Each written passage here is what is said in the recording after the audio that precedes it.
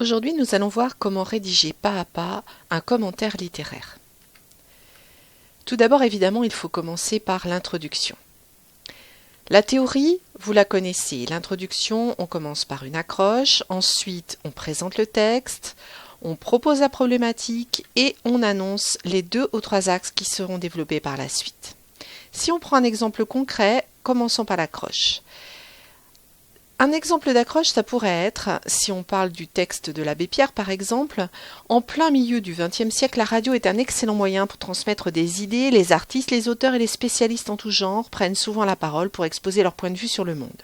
Dans ce cas-là, je ne connais pas particulièrement l'auteur, je ne connais pas son mouvement littéraire, je donne des généralités servant peu à peu à préparer le terrain pour ensuite amener le texte. Dans l'hypothèse où je connais le mouvement et l'auteur, je peux être plus précis. Je proposerais par exemple, si j'avais à faire le commentaire littéraire d'un texte de Molière, au XVIIe siècle, le mouvement littéraire du classicisme est à son apogée. Les auteurs ont le souci de la rigueur quand ils créent, ils veulent plaire au public, l'instruire pour élever l'homme. On voit bien que dans le premier cas, on ne connaît pas l'auteur, donc on est plus général. Dans le second cas, on a plus d'informations à proposer, des informations surtout plus précises. Les 2 sont possibles. Premier cas de figure, on ne connaît pas le mouvement littéraire et l'auteur. Deuxième cas de figure, on connaît le mouvement, on connaît l'auteur. Regardez maintenant, dans les 2 cas de figure, de toute façon, quoi qu'il arrive, l'introduction, elle commence au milieu de la page. Passons maintenant à la deuxième étape, la présentation du texte.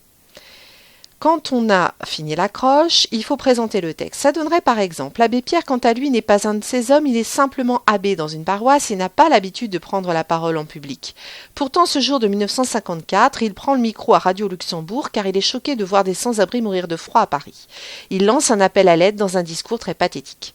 Je donne le nom de l'auteur, le titre de l'œuvre, le texte, le résumé du texte et le type de texte, éventuellement le registre.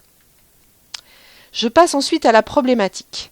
Ici, ça pourrait être la question « Pourquoi le discours de cet homme est-il resté si célèbre ?»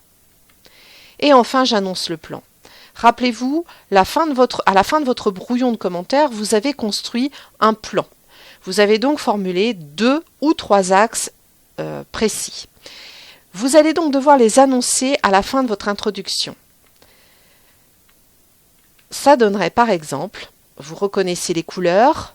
Donc le premier axe en rouge, le deuxième en bleu et le troisième en vert. Ça veut dire que à chaque fois, je prendrai soin d'utiliser des liens logiques pour relier ces 3 axes entre eux. Mon introduction est donc terminée. Je passe au développement. Et avant de commencer mon développement, je pense à sauter 4 ou 5 lignes pour séparer l'introduction du développement, ou bien je trace des étoiles, 3 étoiles, pour distinguer les 2 étapes. La première étape de mon développement, c'est l'annonce de l'axe 1. J'annonce l'axe 1 par 1 ou 2 phrases. Rappelez-vous, cet axe 1, il est dans mon plan. C'est celui qui était en rouge tout à l'heure. Je vais donc essayer de le rappeler, de le reformuler, mais en variant le vocabulaire. Ça donnerait par exemple, commençons tout d'abord par analyser le contexte dans lequel ce discours si célèbre a été prononcé. Je dis la même chose que ce qui est en rouge au brouillon dans mon plan, mais j'essaie de varier le vocabulaire, de trouver des synonymes. Quand j'ai fini l'annonce de mon axe 1, je dois rédiger mes paragraphes.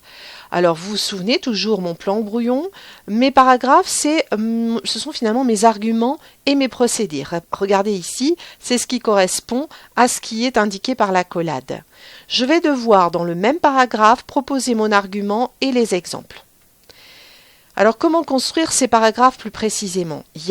Vous vous souvenez de toutes ces étapes, c'est la même chose que pour la question de lecture. Il y a toutes ces étapes à respecter. Alors ça donnerait dans un exemple plus précis, on commence le paragraphe par un connecteur logique, ensuite on annonce l'argument, on l'explique si nécessaire, regardez les codes couleurs sont les mêmes que dans le plan. Ensuite j'annonce les indications temporelles, c'est-à-dire les procédés, les exemples, et les citations. Dans le commentaire littéraire, mes exemples ce sont les procédés et les citations qui vont avec. Et enfin, à la fin de mon paragraphe, je fais un bilan, je résume tout ce qui a été dit dans le paragraphe. Récapitulons. Nous avons terminé l'introduction. Nous avons mis les 4 étapes à la suite, dans le même paragraphe. C'est mon introduction. Ensuite, on trace des étoiles. Ensuite, on rappelle le contenu de l'axe 1. Et enfin, on formule le paragraphe numéro 1 de l'axe 1, l'argument 1, exemple 1 de l'axe 1. On respecte les règles de présentation. Les paragraphes importants, on les commence au milieu de la page. Et puis les paragraphes arguments exemple, on les commence un peu plus à gauche. Pour rédiger mon premier axe, je dois recommencer plusieurs fois puisqu'il y a au moins 2 paragraphes arguments exemple par axe. Quand j'ai terminé mon premier axe, je dois passer à la transition. La transition, c'est résumer l'axe 1, les arguments, et annoncer l'axe 2, tout cela dans le même paragraphe. Reprenons notre plan, je dois faire une première transition ici et une seconde ici. Ça donnerait quoi si on prend un exemple? Vous auriez par exemple ici la transition entre l'axe 1 et l'axe 2, toujours avec les mêmes codes couleurs par rapport au plan. Récapitulons là encore, l'introduction, les étoiles, l'annonce de l'axe 1, notre paragraphe de tout à l'heure, argument exemple 1, notre paragraphe argument 2, exemple 2 qu'il faudrait aussi rédiger, la transition dont on vient de parler qui est ici, et puis bien sûr on recommence argument exemple 1 de l'axe 2 et argument 2, exemple 2 de l'axe 2. Et puis nos 3 étoiles. Alors toujours les mêmes règles de décalage pour les paragraphes importants, transition, annonce d'action et introduction au milieu de la page. Quant au paragraphe argument exemple, il commence plus à gauche de la page. Je passe maintenant à la conclusion. Toujours la théorie sur la gauche, donc récapituler les réponses, donner un jugement personnel et comparer. Vous avez ici un exemple avec des couleurs. Dans la première étape, je récapitule tout ce qui a été dit dans le développement.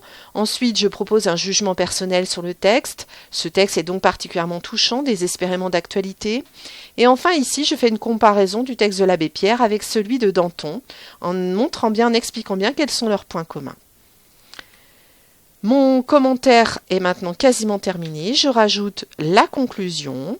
Je pense bien à décaler mon paragraphe. 4 paragraphes vont commencer au milieu de la page, ce sont les plus importants, et puis mes paragraphes arguments qui commencent plus à gauche. J'ai donc terminé de rédiger mon commentaire littéraire.